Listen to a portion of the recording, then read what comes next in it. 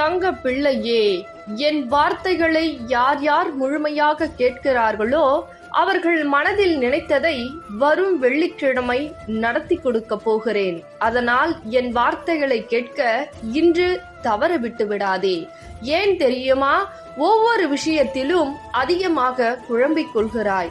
நம் வாழ்க்கை ஏமாற்றத்திலும் கஷ்டத்திலுமே முடிந்துவிடும் என மிகப்பெரிய கஷ்டத்திலும் கண்ணீரிலும் வேதனையிலும் இருக்கிறாய். என் தங்க பிள்ளையே, உன்னுடைய வேதனையை அறிந்துதான் இந்த வாராகி தாய் உன் இல்லத்திற்கு வருகிறேன்.